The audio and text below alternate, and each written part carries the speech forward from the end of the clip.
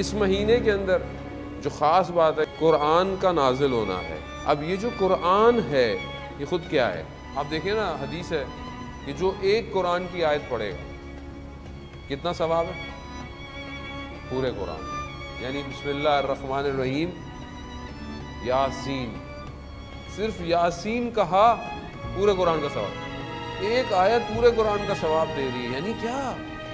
اور اگر آپ نے پورا قرآن پڑھ لیا تو 6000 کتنی آیتیں ہیں، کتنے قرآن ختم ہو جائے؟ اور یہ شاید مجھے ابھی محسوس نہ ہو، کیونکہ اصل میں نے اس کا رزلٹ دیکھ نہیں رہا۔ دیکھیں جو قرآن پڑھتا ہے اسے پتہ چلتا ہے قرآن کے 7 باتیں ہیں، عام حدیث بیان کر رہا ہوں کہ عام لوگوں کے لیے عبارتیں ہیں، یعنی عام لوگوں کے لیے آیتیں ہیں، مگر جو علماء ہیں ان کے لیے اس میں اشارے ہیں، اور جو اولیاء ہیں ان کے لیے اس کے اندر بہت ایسی چیزیں ہیں جو لطائف ہیں، اور جو اس کے اندر کا باطن ہے وہ انبیاء کے لیے ہے، یعنی اس کی ہر آیت کے اندر لیئرز ہیں، تفکر ہے، فکر ہے۔